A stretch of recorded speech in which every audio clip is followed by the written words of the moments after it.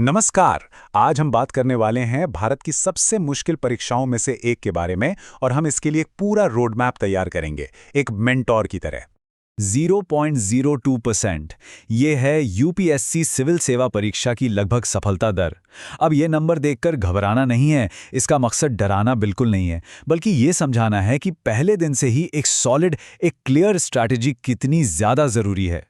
तो इस सफर में हम 6 जरूरी पड़ावों पर रुकेंगे। सबसे पहले देखेंगे कि कोई कैंडिडेट एलिजिबल है या नहीं। फिर इस परीक्षा के 3 चरणों को समझेंगे। अपनी तैयारी की नींव कैसे बनानी है, इस पर बात करेंगे। एक डेली प्लान कैसा हो सकता है, वो देखेंगे। अपना ऑप्शनल सब्जेक्ट कैसे चुनें, ये एक बहुत बड़ा सवाल है, इसे भी समझेंगे। और आखिर में वो आम गलतियां जो अक्सर नए एस्पिरेंट्स कर बैठते हैं, उनसे कैसे बचना है। चलिए शुरू करते हैं सबसे पहले और सबसे बुनियादी सवाल से। क्या कोई कैंडिडेट एलिजिबल है? देखिए, किसी भी खेल में उतरने से पहले उसके नियम जानना बहुत जरूरी होता है। तो आइए एंट्री के रूल्स को समझते हैं। और इन नियमों में जो 2 चीजें सबसे ज्यादा मैटर करती हैं वो हैं उम्र और कितने मौके मिलेंगे। तो एज और अटेम्प्ट्स के नियम क्या हैं? तो यहां पर चीजें काफी क्लियर हो जाती हैं। देखिए, जनरल या ईडब्ल्यूएस कैटेगरी के लिए मैक्सिमम एज है 32 साल और 6 अटेम्प्ट्स मिलते हैं। ओबीसी के लिए ये लिमिट 35 साल है और 9 अटेम्प्ट्स। और एससी एसटी कैटेगरी के लिए 37 साल तक का समय है और अटेम्प्ट्स पर कोई लिमिट नहीं है, जब तक एज लिमिट है।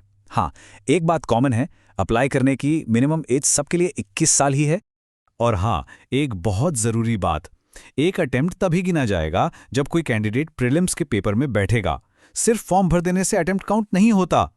चलिए, एलिजिबिलिटी तो समझ ली। अब बात करते हैं इस परीक्षा के स्ट्रक्चर की।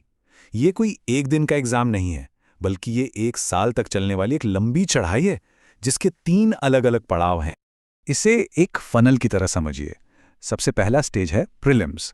ये एक तरह से स्क्रीनिंग टेस्ट है, ऑब्जेक्टिव होता है। जो इसे क्लियर करते हैं वो पहुंचते हैं दूसरे स्टेज पर, यानी मेंस। ये लिखित परीक्षा है और असली रैंकिंग यहीं से बनती है। और आखिर में तीसरा स्टेज है पर्सनालिटी टेस्ट, जिसे हम सब इंटरव्यू के नाम से जानते हैं। अब देखिए, मेंस का स्ट्रक्चर समझना बहुत जरूरी है। इसमें टोटल 9 पेपर होते हैं। पेपर ए और बी, यानी एक इंडियन लैंग्वेज और इंग्लिश, ये सिर्फ क्वालिफाइंग है, इनके मार्क्स नहीं जुड़ते।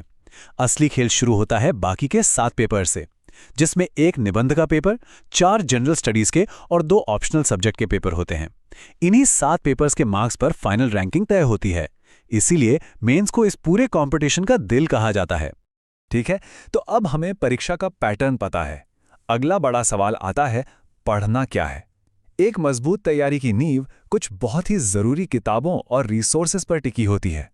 और इस मामले में एक बात लगभग हर टॉपर कहता है, एनसीईआरटी की किताबें सभी एडवांस स्टडीज के लिए फाउंडेशन का काम करती हैं। मतलब क्लास 6 से 12 तक की एनसीईआरटीज को पढ़ना ये कोई ऑप्शन नहीं है, ये जरूरी है। यहीं से सारे बेसिक कॉन्सेप्ट्स क्लियर होंगे। एनसीईआरटीज के अलावा कुछ और स्टैंडर्ड किताबें हैं जो तैयारी की रीढ़ बनेंगी, जैसे पॉलिटी के लिए एम लक्ष्मीकांत, मॉडर्न हिस्ट्री के लिए स्पेक्ट्रम। इसके साथ रोज एक नेशनल न्यूज़पेपर जैसे द हिंदू पढ़ना ही पढ़ना है। और सबसे जरूरी गाइड वो है ऑफिशियल यूपीएससी सिलेबस। एक बात हमेशा याद रखनी है, क्वालिटी क्वांटिटी से ज्यादा जरूरी है। 10 किताबें एक बार पढ़ने से कहीं बेहतर है कि एक अच्छी किताब को 10 बार पढ़ा जाए।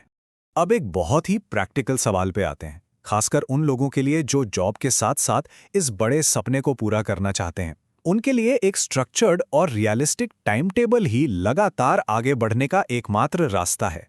तो ये एक सैंपल शेड्यूल है। देखिए, वीकेंड्स में यानी सोमवार से शुक्रवार सुबह 3 से 4 घंटे न्यूज़पेपर और किसी एक स्टैटिक सब्जेक्ट को दिए जा सकते हैं।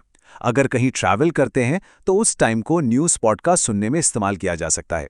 और फिर शाम को 3 से 4 घंटे अपने ऑप्शनल सब्जेक्ट और आंसर राइटिंग के लिए। वीकेंड्स पर ज़्यादा टाइम मिलता है तो उसे मॉक टेस्ट देने, उसे एनालाइज करने और पूरे हफ्ते जो पढ़ा है उसे रिवाइज करने में लगा सकते हैं। तो एक फुल टाइम जॉब के साथ भी अगर रोज 5-6 घंटे फोकस के साथ पढ़ाई हो तो सिलेबस को अच्छे से कवर किया जा सकता है। चलिए अब तैयारी के एक ऐसे हिस्से पर आते हैं जो शायद सबसे बड़ा स्ट्रेटेजिक डिसीजन होगा। एक ऐसा फैसला जिस पर मेंस एग्जाम में पूरे 500 मार्क्स टिके होते हैं। जी हाँ, हम बात कर रहे हैं ऑप्शनल सब्जेक्ट की। अब ऑप्शनल कैसे चुने?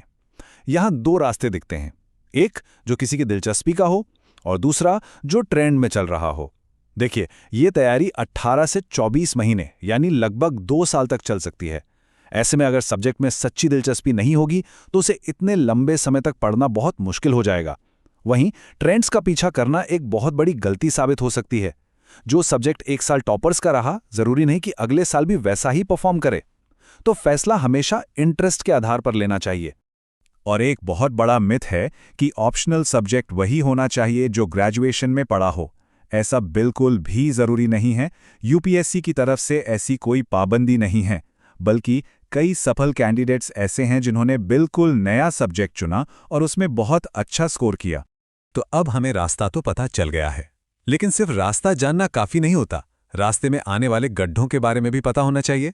तो चलिए अब उन आम गलतियों पर नजर डालते हैं जो अक्सर नए एस्पिरेंट्स करते हैं। ये कुछ टॉप गलतियां हैं जिनसे बचना बहुत जरूरी है। सबसे पहली, सिलेबस और पिछले साल के क्वेश्चन पेपर्स को इग्नोर करना। दूसरी गलती, एक ही सब्जेक्ट के लिए बहुत सारी किताबें या सोर्स जमा कर लेना। तीसरी, प्रीलिम्स और मेंस की तैयारी को अलग अलग समझना। ये तैयारी इंटीग्रेटेड होती है।